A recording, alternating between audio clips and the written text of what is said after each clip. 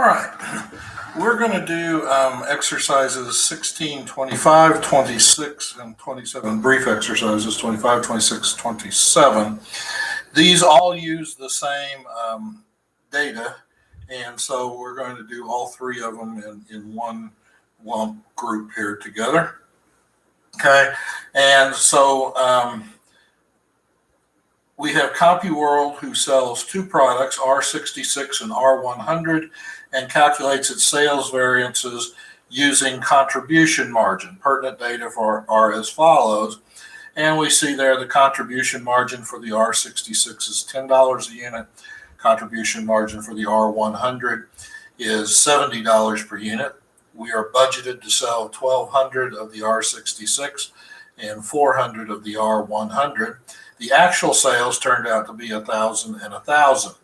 And so we're going to, the first question asks us, what is the R100 sales mix variance? Okay, to do that, the first thing that we need to do is we need to calculate the sales mix ratios in order to do that. And so to do that, we're going to start with budgeted. And then right beside it, we were going to put the actual. And we will have a quantity and a ratio column for both of these. And so first we will put the R66. We are budgeted to sell 1,200. And that ratio, because we're budgeted to sell 400 of the R100. So if we add that up, that's 1,600. So this will be 75%. And this will be 25% as a ratio. And then the actual numbers, we ended up selling 1,000 and 1,000. And so that was 50-50. In terms of quantity, was 50-50. And of course, this is 2,000. This comes to, both of those come to 1. All right, so that is our sales mix ratios. And from that table, we'll be able to calculate these three next three items, 25, 26, or 25 and 26 that we need to do with those. All right. And so so the total sales volume, or the sales mix variance, the sales mix variance is going to be the amount actually sold, 0.5, the ratio of the amount actually sold, minus the ratio what was supposed to be sold, which was 0.25. Remember, this is the R100. Okay, and then we multiply that times the number of units actually sold, 2,000, and we multiply that times the contribution margin that was budgeted. So this number is actual, this number is budgeted. And we get from that, when we calculate that all out, that comes out to 35,000. And because this is a positive number here, that will be favorable. Okay, so that is 1623. And then on 1624,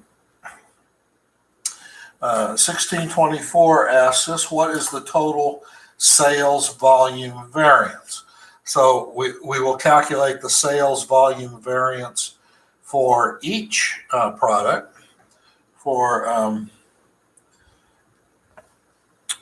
so 16-24, we'll calculate for each product and then combine those to get the total sales volume variance. So on the first one, we sold 1,000 on the R66.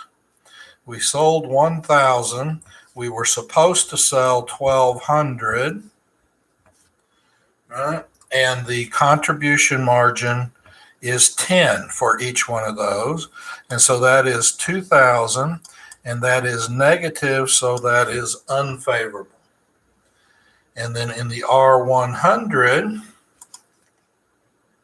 we sold 1,000, but we were only supposed to sell 400. So that's 600 difference. And the budgeted contribution margin on that is 70. And so 600 times 70 is 42,000.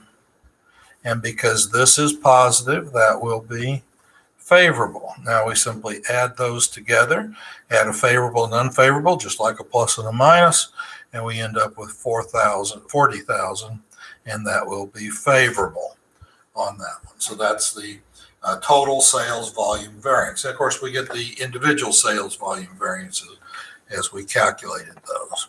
And then on 16-25, they are asking us for what is the R66 sales quantity variance. So the R66 sales quantity variance. Now, I'm going to tell you, I think this one has a little bit of a deceptive name to it, because kind of what you're going to calculate and what it sounds like they're asking you for are not really quite the same thing. So for the R66, we're going to take the total number of units sold, the total number, not just the R66 number. We're going to take the total number sold, and that's 2,000.